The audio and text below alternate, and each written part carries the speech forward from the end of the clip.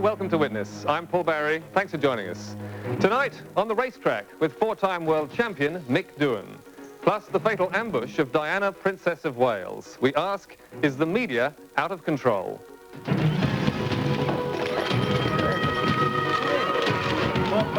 When I go out of my door, my front door, I'm being photographed. I never know where a lens is going to be. People make a lot of money out of you. Diana is dead.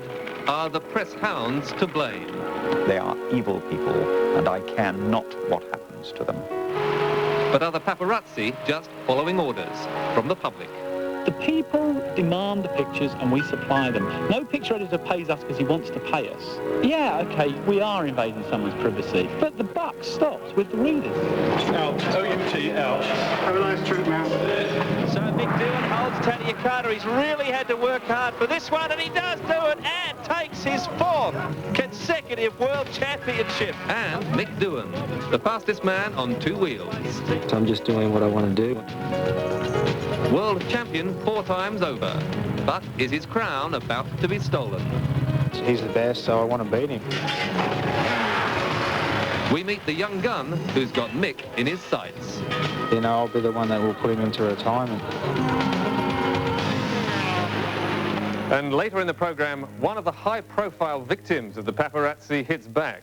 Michael Hutchins from In Excess speaks exclusively to Witness about how the press have hounded him, his partner Paula Yates, and their children. I've seen the photographers at a distance push Pixie, who's 6 years old, over to make her cry and take a photograph and then print a front page headline, "Life with Paula and Michael for Pixie."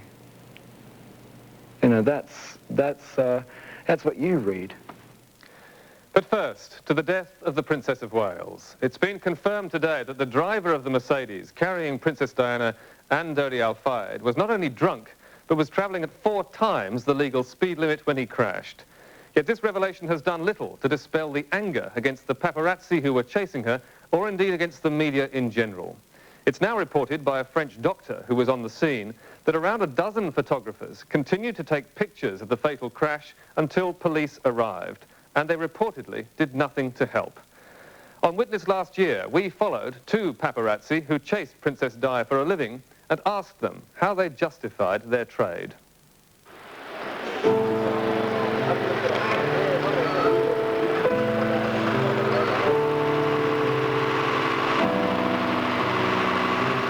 My husband and I, we were told when we got engaged that the media would go quietly, and it didn't. And then when we were married, they said it would go quietly, and it didn't. And then it started to focus very much on me.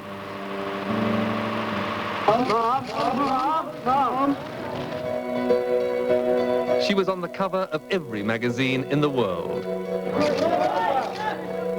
A love affair with the camera and the public that might never have ended. As a princess and as a product, she had no equal. But she also paid a price. A normal day would be followed by 4 cars. A normal day would come back to my car and find 6 freelance photographers jumping around me. They've decided that I'm still a project after 15, 16 years that sells well, and they all shout at me, telling me that, "Oh, come on, Di, look up. If you give us a picture, I can get my children to a better school." The best pictures of Di fetched ridiculous prices. This blurred picture of her kissing Dodi Al Fayed was syndicated round the world last month for more than $2 million. Pictures of the crash, taken by the paparazzi who helped cause her death, are now on sale for more than $1 million. I'm sure there are people who are unscrupulous enough to publish them. It is being said in this country, and hasn't yet been proven, that some of the journalists, paparazzi, photographers, who entered the tunnel began to take photographs immediately and made no attempt to rescue any of the 4 people inside the car. If that is true, they are evil people. It would appear that every proprietor and editor of every publication that has paid for intrusive and exploitative photographs of her, encouraging greedy and ruthless individuals to risk everything in pursuit of Diana's image, has blood on his hands today.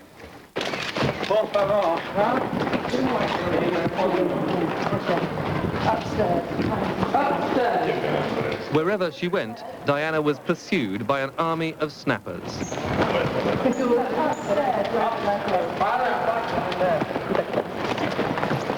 The officer's down the other end. Okay. But it was the paparazzi, like Mark Saunders, who gave her the most grief. Princess Diana is the biggest news story in the world, biggest continual news story in the world. It doesn't end, it just goes on and on and on. Martin, can we just get one tennis racket, please?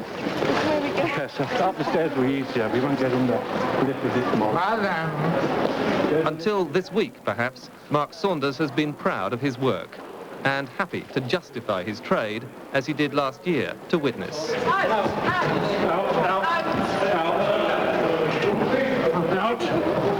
Out. O-U-T, out. Have a nice trip, man. People demand the pictures and we supply them. No picture editor pays us because he wants to pay us. They pay us because their readers want to see the pictures. And at the end of the day, if there's any question of invasion of privacy, yeah, okay, we are invading someone's privacy. But the buck stops with the readers. You know, that is where it stops.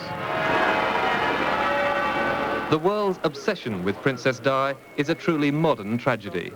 The people who now so mourn her passing were almost certainly the ones that bought the papers that paid the paparazzi they now accuse of hounding her to her grave. The media today has killed its own golden goose. People make money out of those photographs, and everybody has blood on their hands from it. There's also a double standard too. People want to see these pictures in their newspapers, and yet they condemn the photographers who are taking them. I've just heard just before I left home that there's some despicable person now touting photographs of her in the back of the car to the world's media. All I can say is when you contrast that behaviour against the compassion that that woman had, well, it's just beyond words. Well, she's had a call. It looks like she's gone away to the Harbour Club.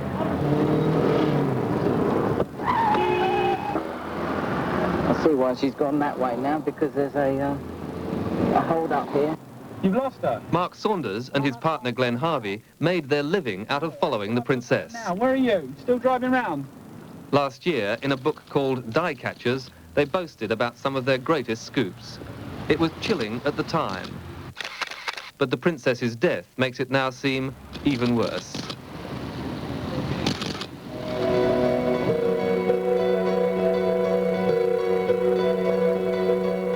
This picture of Prince William with Di, taken on the eve of her famous Panorama interview, netted Mark and Glenn $500,000. Not surprisingly, there's not much they won't do to get their target. They're persistent, thick-skinned and intrusive, and they don't take no for an answer. Just give me one picture, mate, and I'll go, all right? No! One picture. You get a picture of Diana today, you got an open market. It's there. It's waiting for you. Australia is ringing us up. Any pictures of Di. America's ringing us up. Any pictures of Di. What are we supposed to do? Walk away from that? Glenn and Mark also argue, but they would, wouldn't they, that Diana has brought it all on herself. People say about privacy, she doesn't do like just a normal thing like walk down the street. She's going off to have affairs with married men. At the time, she was the future Queen of England. Now, what Diana wants to do is prevent the truth coming out. It's got nothing to do with privacy because, you know, the wealth and the privilege that the royal family in particular enjoy in this country is tremendous. And, you know, they've been getting away with it for years. The difference is the royal family never used to talk about it. Do you think Mrs. Parker Bowles was a factor in the breakdown of your marriage? Well, there were three of us in this marriage, so it was a bit crowded. Diana's Panorama interview crowned any previous royal confessions. After Charles had admitted his sins on primetime television, the princess capped it with tales of suicide attempts, bulimia, betrayal, and her lover, James Hewitt. Were you unfaithful? Yes, I adored him. Yes, I was in love with him. But I was very let down. It was extraordinary television. It was extraordinary, full stop.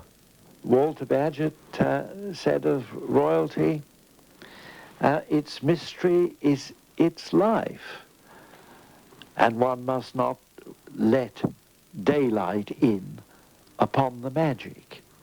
Well, the trouble is, of course, daylight has been flooding in upon the magic, and unhappily, some of the things that have been illuminated could hardly be described as magical.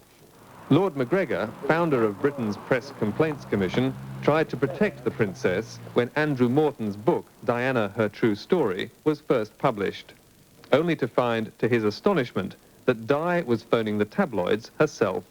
To the extent that Diana's privacy has been invaded by the press, she has been the main instrument in securing the invasion. She is avid for publicity and doesn't really care all that much what sort of publicity it is. She just wants to be in the newspapers. So she's not a victim, in your view? No. Far from being a victim, I think quite the opposite. She can be astonishingly manipulative. She's used the media to further her own ends, and she can question whether she actually has the right to close the door on that and say, no, thank you very much, you've served your purpose, go away. Even when Diana does close the door, there's always someone waiting outside. There is now no such thing for her as a private place. No such luxury as a quiet holiday away from it all. I never encouraged the media. There was a relationship which worked before. But now I can't tolerate it because it's become abusive and it's harassment.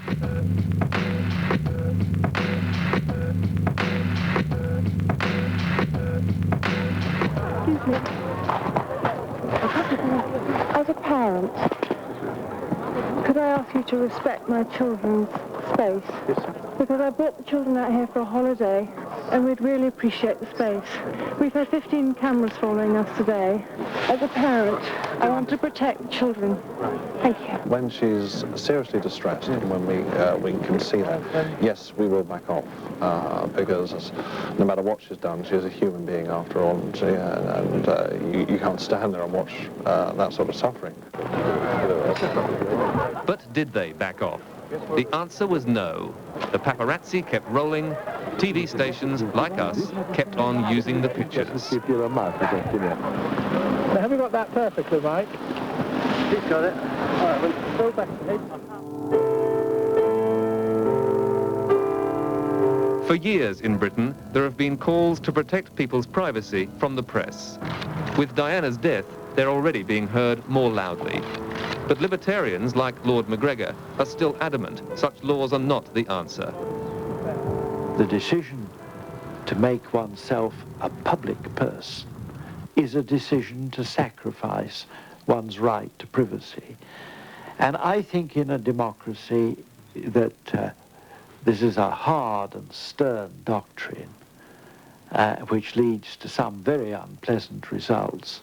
But I don't see how one can escape those conclusions and preserve democratic political procedures. We know that this happened in France. It happened in Paris. Now, France has the strongest privacy law in Europe, and we've always rather admired it. In some ways, many of us have thought if we had the same laws as Paris, it would be a lot more civilized. The truth of the matter is that everyone on those motorbikes were French photographers in Paris, and it still didn't make an iota of difference. The optimists say we just have to rely on the good taste of magazine and tabloid editors. They argue that Diana's death will now cause all the media to act with a great deal more restraint. But don't hold your breath, waiting for it to happen. She has a young son who will one day be the monarch of our country, the king, and his name is Prince William. Well, it won't be long before he's being seen with beautiful women. The Prince William were to marry someone as exciting and someone as beautiful, we'll just go through this all over again.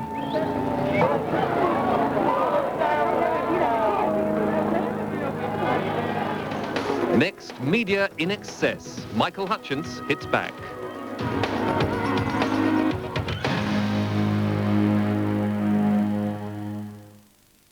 A dam gate bursts. A boat drifts closer and closer. How will two men escape? Plus spectacular aerobatics until a mid-air collision. A serious crash when Andrew McFarlane hosts Great Escapes Wednesday at 7:30. Then at 8, a teenager's assaulted. Dial emergency 000. I wouldn't want it happening to my kids. Every parent's nightmare is one father's reality. I need to know what's going on with you. Then another side to our firefighting heroes on emergency 000 Wednesday on 7. Start counting. You're just 14 days away from healthier, shinier hair. That's the promise of Pantene Pro V. You've brushed and blown away the shine. Now in just 14 days you can start to bring it back. Healthy, shiny, strong hair. Pantene has a unique root-penetrating pro-vitamin formula. Root to tip, it improves the entire length of your hair, actually keeping it strong. In just 14 days, you'll see. The more you use it, the better it gets. Pantene Pro V, for hair so healthy it shines. Count on it.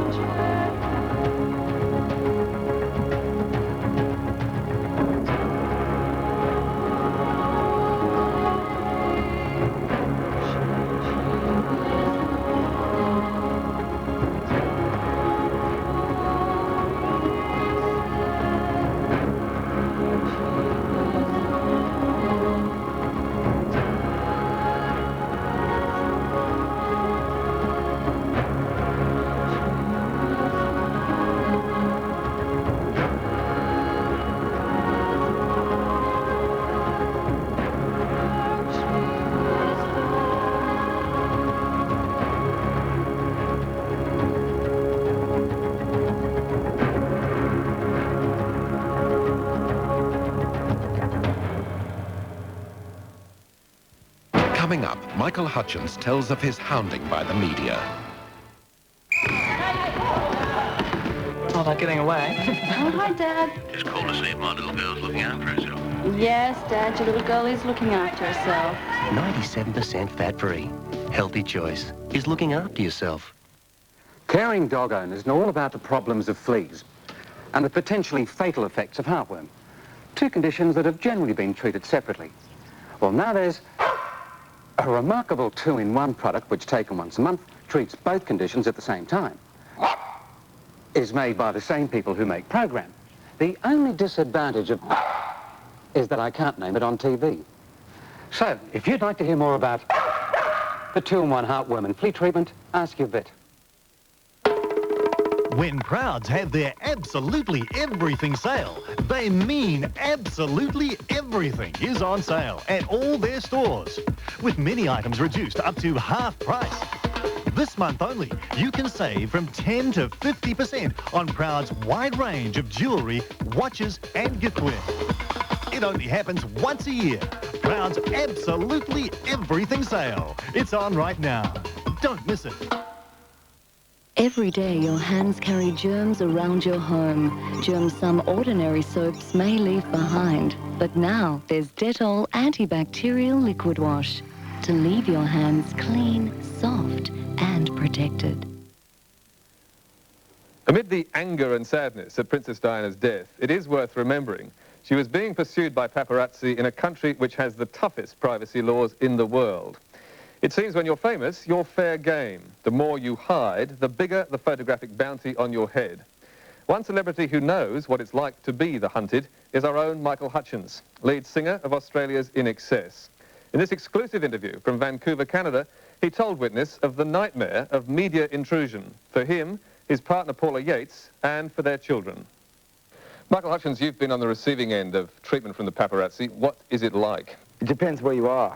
To be honest, I've been living in London, and in London, I don't think people really understand what that means. Everybody seems to be on everybody's payroll in England, it seems, and maybe everywhere else. You know, the chef, the maitre d', the waiter, you know what I mean. They were getting 50 quid or 100 quid to call people and tell people other people's business, you know. Well, imagine you're sitting there and you're having dinner with somebody and the entire conversation has been taped. And it's your first dinner actually together, you know. The entire conversation has been taped and they paid off the hotel to not have music. I kept on saying, why is there no music? And they're taping it, and then as you get up, people start coming at you, and like ghouls, and they start taking photographs and grabbing you and pushing you. And so how do you cope with it?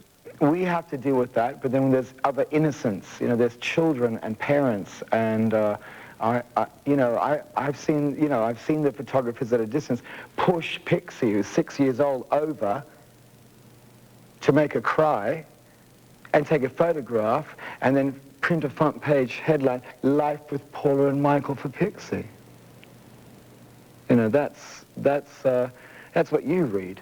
You've also thumped a couple of photographers. I know about that too. Yeah, I've thumped a photographer. I was up for 6 months, and the judge laughed at the photographer and gave me a £500 fine because they're sick of tabloids being the judge and jury of the land instead of what is really truly judge and jury, which is law. They have written some pretty filthy things about Paula in their time, haven't they? Well, the other day we were out the front of Hard Rock with the kids, and 4 guys jumped out of a taxi and said something I can't repeat to the mother of my children. And the mother of my children is a good woman.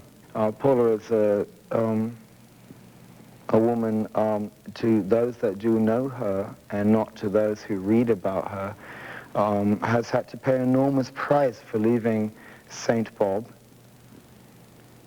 For me, in London, that, as an Australian, I think that is considered bad form. Do you accept that as a public figure, you forfeit at least some of your right to privacy, if not all of your right to privacy? Absolutely. I'm just saying, you are being ripped off. The public is ripped off. You are paying money for fat cats to get fatter on our images, which I should get 10% for every time someone takes a bloody photograph, and every time somebody writes a lie.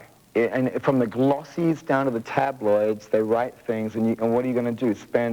Fight them in court for 2 weeks for £5 million? They want you to do that. Have you ever done that? Have you ever sued? I gather that Princess Stephanie of Monaco has a bevy of lawyers who spend their time using France's privacy laws. Princess Stephanie of Monaco's got a lot more money than me, mate. What would you like to see happen? Do you think there is a way forward, or is it something that you guys have just got to cop? I guess we're just going to have to cop it, you know. And luckily we have friends and family, and we know the truth. But I'm sick of. I suppose, I think, and not just me, lots of people are sick of having to, it's a social phenomena. And as this new century comes in, I wonder what we're going to do, because, this is the end of celebrity. This is destruction of magic. Do you know what I mean? Well, that was particularly true of the royal family, wasn't it? The way in which the royal family's lives were exposed. Yeah, it's against the law to be racist and bigoted and da-da-da-da-da-da. But it doesn't seem to be against the law to take, all we want to do is, all we want to do is sing, or someone wants to make movies, or Paula wants to write books and have children. And that's not the point, though. It's actually, like Diana said just before she died, I have to leave this country. If I could, I'd leave this country. Any sane person would. Because there's nothing I do that works, everything I do, only the negatives are blown out of proportion and the positives are destroyed. So that's the view from in front of the lens. We now cross live to London to see what it looks like from the other side. Derek Jameson spent 40 years on Fleet Street and ran 4 London tabloids, among them the notorious News of the World. He joins me live from London. Derek, are you in any way ashamed of your profession over what's happened this week? Not at all, no. I mean, I'm deeply upset and hurt and shocked. But, Paul, this is an evil world and terrible things happen. You know, what else could a newspaper do than report what was going on, what happened in Paris? Just put yourself into the shoes of an editor, your viewers. Just imagine you are the editor of a newspaper and the picture editor comes in and he says, "Hey, Governor, would you believe Princess Diana has got a new boyfriend? She's in love. He's an Egyptian, a Hollywood producer, playboy. His old man owns the biggest department store in London. His name is Dodie, and we've got pictures of them. They're kissing each other, they're hugging, they're all cuddling. Fantastic. You've never seen anything like it." The editor looks at the pictures taken by paparazzi. He knows they're going to put on about 1 million readers. What's he supposed to do, Paul? Is he supposed to say, "Oh, shock, horror, how disgraceful. Pictures of the mother of our future king with a new lover. We mustn't ever publish those." I mean, what do you suggest we do, Paul? What about pictures of the crash? Would you publish those if they were to put on 1 million readers? In the end, it's all down to the taste and the discretion of the editor. But that's the problem, isn't it? He reflects the wishes and feelings of his readers. Otherwise, Rupert Murdoch and the other proprietors will have him out in 2 minutes. So the editor has got to know what is right for his newspaper. Would you publish pictures of the death scene? Not one single publication in Britain, which is under heavy attack, not one publication has used any pictures of Diana trapped in that vehicle, the dying princess. But that wouldn't be a very popular thing to do at this point, would it? Exactly, because editors know what is right. You can rely on the discretion of newspapers. They know what's right, Paul. They know what to do. You're really suggesting we can rely on the discretion of newspapers? Your paper once published, as you admitted in an article you wrote today, once published a picture of a young girl who committed suicide. You published a picture of her lying at the bottom of a viaduct with a raincoat over her saying, "Poor little rich girl, she jumped off." Is that in good taste? Now, she was a poor little rich girl. She was an heiress. She committed suicide. That picture by Associated Press of America was published all over the world, especially in Australia. Eh? What are you talking about, Paul? Don't give me all that rubbish. Is that in good taste? Is that what you mean as a tabloid editor by things that are in good taste? It's a reflection of what goes on in this evil world. What do we do? Sweep it under the carpet? When you took over the Star, I remember back in 1980 or 81, the rival paper, The Sun, which was considered to be the gutter press at the time, said, "We will not get down in the gutter with Derek Jameson and the Star." I mean, you say it's a matter of what your readers want. You also, it's what you give them as a tabloid editor, and you were one of the people responsible for taking Fleet Street down market. Paul Barry, would you have published a picture of Diana with Dodie? Yes, I would, but I wouldn't have run the Star newspaper in the way that you did. What's you rabbiting on about, then? Do you think that the tabloid press has changed or got worse since you were involved in it? Well, listen, they were moaning about the tabloid press 40, 50 years ago when I started in Fleet Street as a tea-boy. When I was 14, people were saying we must have restrictions on the press. For restrictions, for privacy laws, read censorship. Do you want politicians telling you or telling me what we should publish, what we should say? Is that your answer? Do you think anything is going to change as a result of this? Do you think that the press is going to exercise any more restraint? Sadly not. I mean, I can't see any way Why do you say sadly? I thought you thought there was no problem with it. Well, because I don't want to see people hounded. Princess Diana, she was fantastic, wasn't she? An angel of mercy. We all loved her. The whole world loved her. So which way are you having it here? Which are you saying it's completely beyond your control? Shut up, listen. The reason she was the most popular, woman in the world was because her image was projected 1 million ways, 1 million times. Now, how is it, Paul, that a woman photographed 1 million times should be so repelled by another picture being taken on Saturday night that her driver does, what, 120 miles an hour? 3 times over the limit, and we get the blame the newspapers, blame the tabloids? What are you talking about? Whose side are you on? You're a journalist yourself. Derek Jameson, I can see you're a man of extremely good taste. I think we're all very safe putting our trust in you. Thank you very much. Coming up, around the track with a world champ.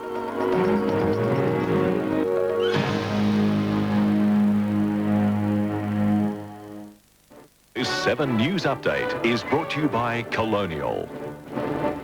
Good evening. In the news tonight, we'll cross live to London for the latest on investigations into the crash that killed the Princess of Wales. French prosecutors have launched a criminal inquiry into the actions of 7 photographers. Earlier today, news that the driver of Diana and Dodi Al Fayed's car was drunk with a blood alcohol level of 0.175. Also tonight, how the way we bank could change forever, and one of the world's biggest robberies at a post office in Switzerland. All the news after Witness. If tough stains are your problem, you need the soaker, Nappy Sand Plus. I'll show you what I mean. Well, hello. How are you? My name's John Harker. What's your name? Liz Roberts. It's the Nappy Sand Plus Doorstep Challenge. How are you doing? Fine. You wouldn't happen to have any stains we could come out and have a look at, would you? You have? Yes, I do. Can we come through? What's that? Makeup one and take off your face.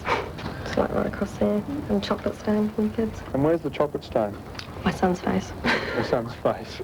I'll leave the Nappy Sand Plus with you, just a capful, and we'll come back. Okay, sounds good. Okay. Thank you. But this was the one that you thought may have been ruined. I soaked that for about 4 hours, but it came up great. I'm really impressed. So if it's worth saving, it's certainly worth Nappy Sand Plus. Brush morning and night? Good. And after lunch? Snacks? Drinks? Sweets? Trouble is, almost every time you eat or drink, you produce plaque acid. You should chew sugar-free gum. Chewing produces more saliva, you see, which neutralizes the acids and strengthens teeth against decay. Where are you going on holiday, then? Oh, nice. Chewing sugar-free gum helps strengthen teeth against decay. But my heart belongs to Daddy, 'cause my Daddy, he treats it so well. Biggest wave I've ever ridden would probably be about 20 feet. I surf every single day. Mother Nature's got an energy that you have to respect. 3,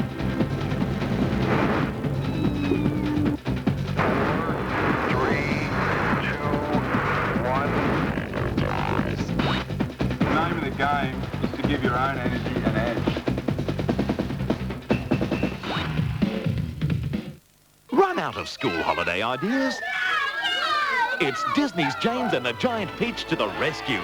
Your family will love this classic fantasy again and again. James and the Giant Peach and Oliver and Company. Now yours to own on video. In 1947, the first Saab rolled off the line. We were very excited. 50 years later, and now you have reason to be excited.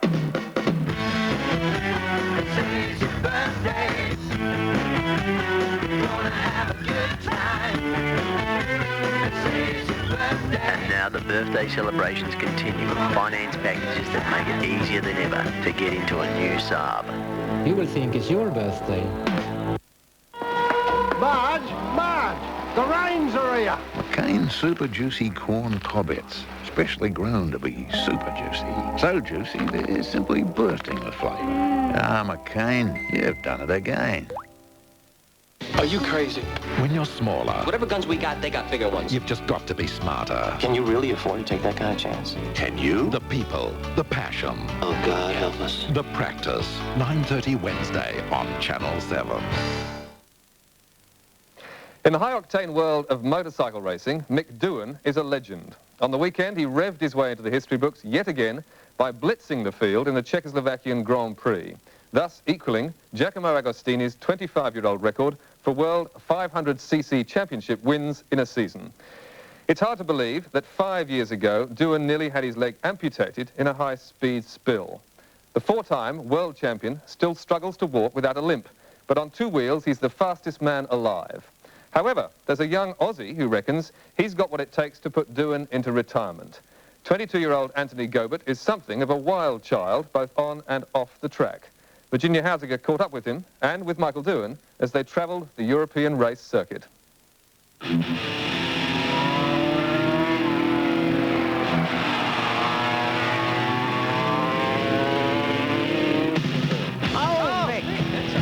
When Mick Doohan proved yet again that he's the fastest man in the world, he had Australia on his mind.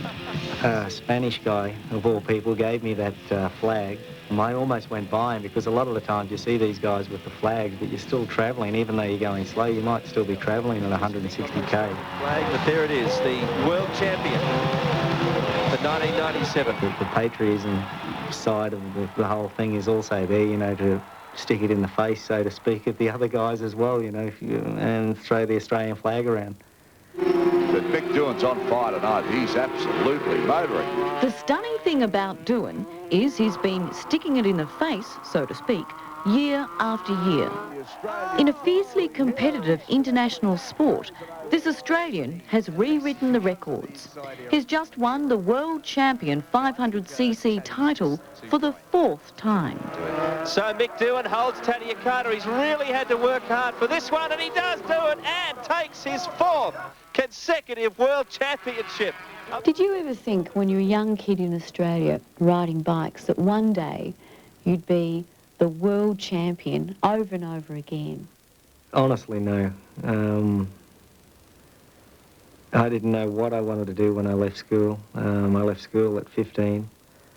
All I imagined myself doing was perhaps being able to sustain an income from racing, and then it became to the point where, geez, I can get to Europe and do this, but I still never imagined that I could win 4 world championships. Getting ready for a start of the Czech Republic Grand Prix, and they're off, and a big start it was for Mick Doohan. But it's become almost unreal. World champion 4 times in a row makes Mick a megastar on an international stage. The first corner with Mick right on his hammer. One of Australia's greatest sportsmen, he's also one of the richest. Mick Doohan winning yet again. Earning a rumoured $8 to $10 million a year. Breaking records at every time he hits the track. Is that roughly right? I'm not really sure. I don't think... You're not sure? It's not a question of money, but I'm not complaining about the rewards you can achieve. Oh dear, that's Mick. Oh no, that is Mick. But nor does Doohan complain about the downsides. A good lifestyle, what I'm after, really. And for the man who's the world's fastest on 2 wheels, very glamorous, on 2 feet, he barely disguises a hobble. I don't know, it's a habit now to try and not walk with a limp. It's amazing that Doohan can ride at all. 5 years ago, emergency surgery on his broken right leg rendered it almost useless. My ankle's fused. My foot's about 1 inch shorter than my left foot. I have the nerve endings from about 6 inches below my knee have been severed. So other than that, everything's fine. And life is fine for Doohan. Living in sumptuous Monte Carlo, there's girlfriend Selena to hold on to, speedboats to ride in, and his motorbike is fitted with a thumb-operated rear brake rather than a foot brake. Doohan just has to remember that he still has a foot. Yep. You know, there have been times in the past when I've ground half of my toe away because I couldn't feel it, and it's dragging on the ground. Do I need a seatbelt? Despite his injuries, even when not racing, he's riding, just for the sheer fun of it. And who can pass up an offer for a spin around Monaco with Mick Doohan?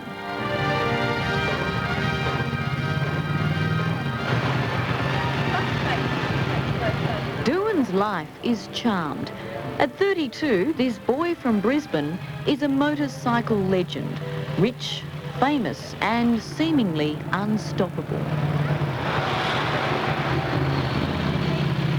Who in the world do you think could rise up to beat you, to take your place? You never know. You know, there's probably some kid, you know, on his way to school, or on his way home from school at the moment. Here we go. Actually, the kid who thinks he's going to do it is another young Aussie, who right now is on his way to the racetrack. Once you get out the road, it's fun though. It's a good time. Have a good time. Freedom.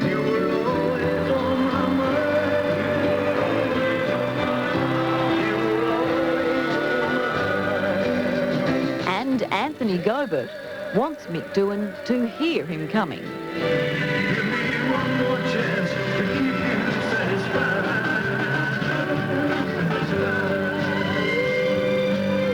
I just want to beat him, you know, I want to be the best. He's the best, so I want to beat him, and I'll do anything, I'll do whatever it takes to beat him.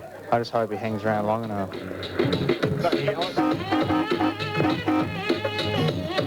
Unlike the reigning world champion, who might Learjet to and from races, Anthony Gobert drives his motorhome, crisscrossing Europe. No matter what, I'm never going to lose. That's the side of me which has a good time and is here to enjoy life, you know. Generally, I don't really get lonely.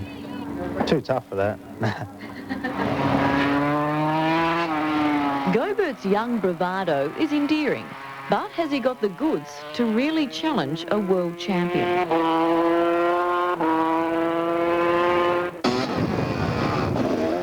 As a teenager, Anthony Gobert won just about everything there was to win on dirt tracks. Here they go, and this is where Anthony is so fast. He's got the... He graduated to superbikes, but always in a hurry to get to the top. This year, at just 22, he set his sights on the ultimate speed machine, 500 cc's, and Mick Doohan. I'm trying to learn everything he's done in the last 9 years in a few short months, so then I can try and beat him before he retires. The guy is obviously can ride a motorcycle, but I think in the last few years perhaps he's gone a little bit pear-shaped. Really, he hasn't put any performances in this year that warrant anything other than excuses and outbursts.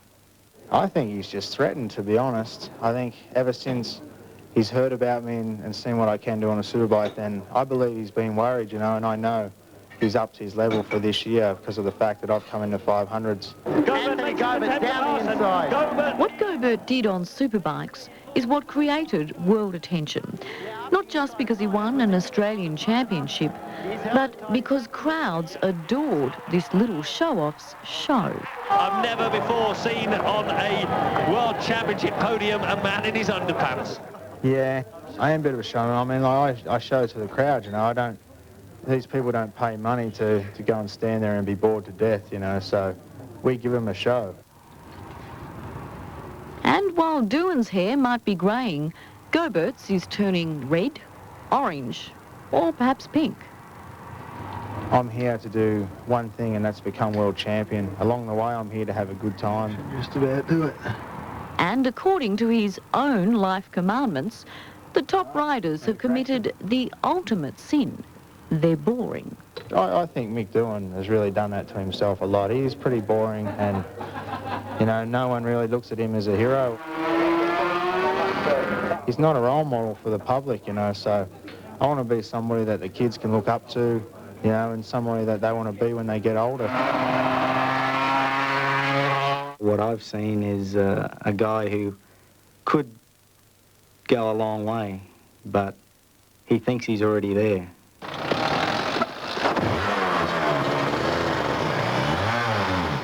But wild at heart and wild with helmet, the only thing Anthony Gobert has been beating is his body. How many times have you broken your collarbone? Approximately probably 10. 10. I suppose so. Oh, Gary! Oh, Gary. Dramatic spills are all part of the spectacle. Oh, 3 or 4 down. But Anthony Gobert has had more than his share. Do you want to reach 30, though?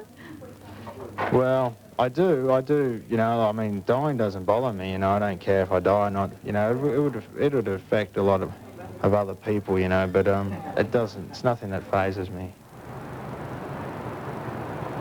Mick Doohan's enduring success is due to extreme discipline. He trains several hours a day. He can't run, so he cycles. Oh, look at the bacon on these. Yeah, pretty good. Oh, it's like a steak. Meanwhile, Anthony is recovering from a heavy night out.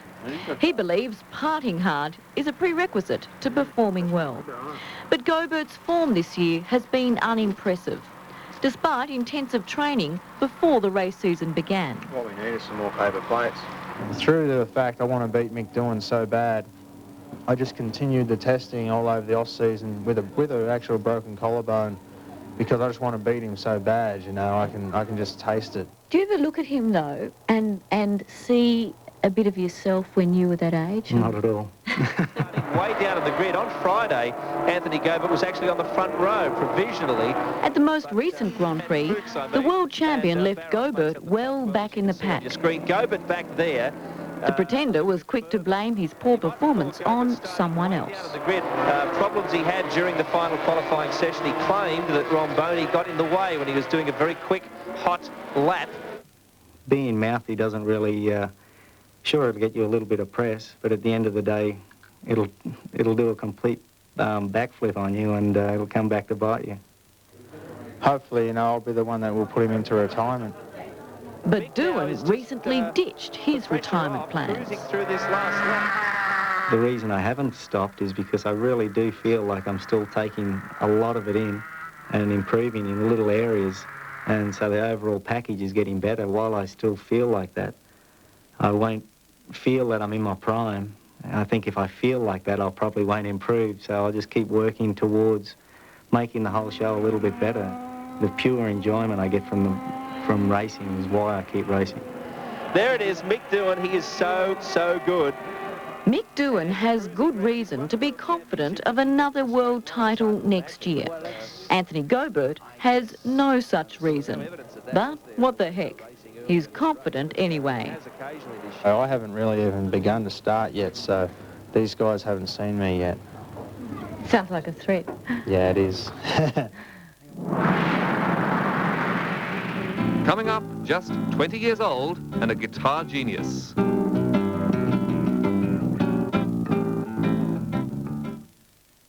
Tomorrow, the little girl with big dreams. I will do everything in my power to give her the quality of life that she definitely deserves. A family's love, devotion, and their race against time.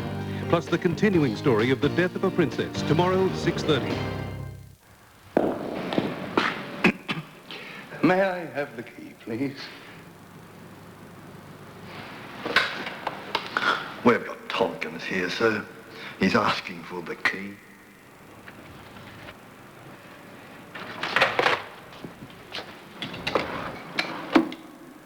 Mr. Tompkins, the key. Who does he think he is? He's the man who saved the company $1.5 million. To find out how you can make your company run more efficiently with a new energy contract or energy-saving program, call Energy Australia. It's where business gets all its energy from. Bob Walker drives around 80,000 kilometres a year to find the best quality meat for the Egan family. John Cassone gets up early in the morning looking for the sweetest, juiciest fruit for the Wilsons, while Brian Taylor works through the night so the Hendersons can enjoy fresh baked bread every day. Fact is, when people ask what's to eat, they can always find the very best at Australia's Woolworths. The fresh food people. Duff Creek has always been home to the onion. And onions being onions, it was also the home of onion breath. Until now. Introducing new, longer-lasting PK. The same clean, fresh taste lasts even longer. So now your breath stays fresh even longer. New PK for even longer-lasting fresh breath. If you think your dad's A1, he deserves an A1 Father's Day gift from Auto One. He'll love a Tyvek car cover from only $89. Spoil him with genuine sheepskin car seat covers, $99 a pair. Or Auto One car mats, rubber or carpet, just $24.95 a pair. What about an Auto One Model A Ford truck for just $5.95? And don't forget to join the A1 Club. It's free. Auto One, the best way to show Dad he's A1. Catalogue out now. If you want it to run, get into Auto One.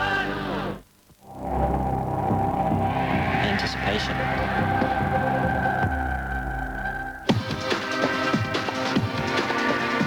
Intuition. And keeping an eye on the ball. Staying cool. That's the difference between good service and great service. Now you know why the Woodies choose to fly Qantas. Love me tender, love me true, all my dreams fulfill.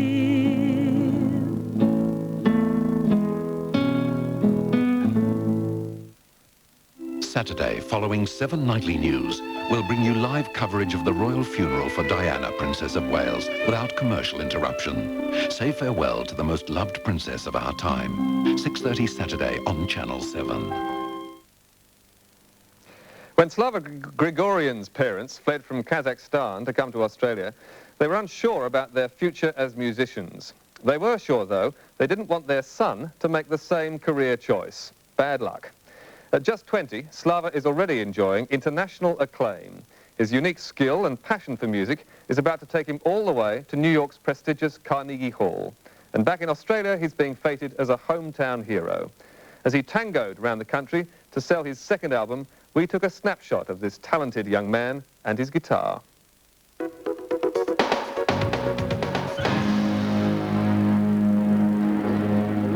The hands are obviously really important. You couldn't do anything without them.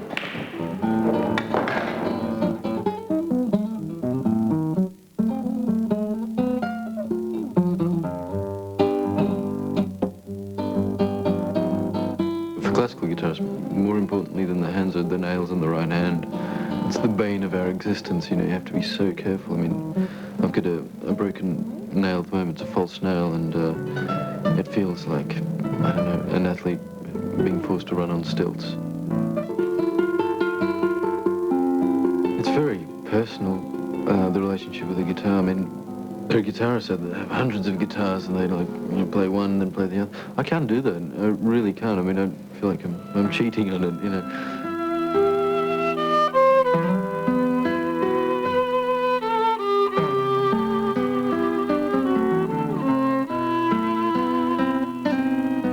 My father taught me music, and he showed me photographs of how to do it, and the rest was just, you know, spoken. Well, it's nice to sort of, you know, this shift. Now I employ my father to play with me. It's really a special night for everyone. Slava is actually a kid destined for tremendous heights. Sometimes, you know, when people talk about me being young, I sort of think, oh, yeah, I am. Actually, you know, I've lived for such a long time amongst older people, and I feel a lot older. My parents put me on a plane to Japan when I was 14, and from then on, I think I was, you know, spending time with people 2 or 3 times my age. Yeah, after Japan, he came back different person. All his, you know, care went coolly. Well, it serves you right for shoving me on a plane to Japan when I was 14 years old. Off you go on your tour.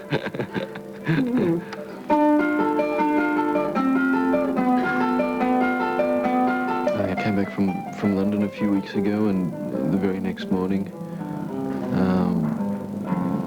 the sort of the publicity stuff started happening. Okay, recording, yes. The hottest young classical guitarist in the world today. He's an Aussie lad, Russian-born, but one of us now, a St Kilda supporter. We'll forgive him for that. Please welcome Slava Grigorian. Good morning, Slava. Hi, it's lovely to be here. Slava, welcome to the show. It's lovely to be here. Slava, welcome to Qantas. It's lovely to be here. You brought the guitar in. I hope you haven't just brought that in to sling under your arm. No, no.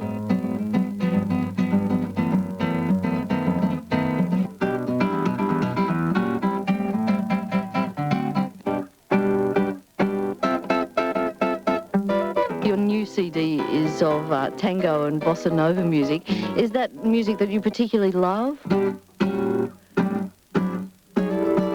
20 years old and that much talent. I hate him. Does a 20-year-old classical guitarist get groupies? Do you have women throwing themselves at you? No. The simple and honest answer is no.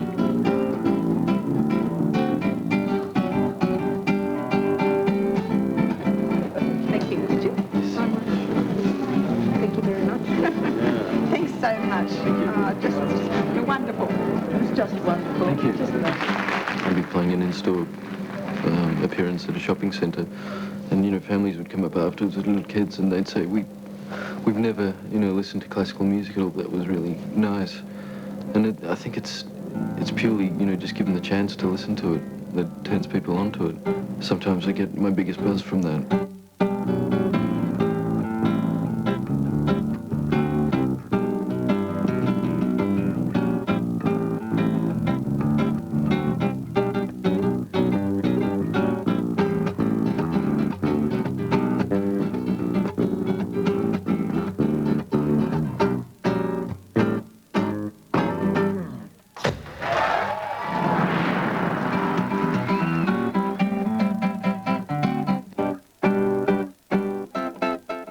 In the news shortly, we'll cross live to London for the latest on investigations into Diana's death. A criminal inquiry is underway into the actions of the paparazzi. Details after Witness.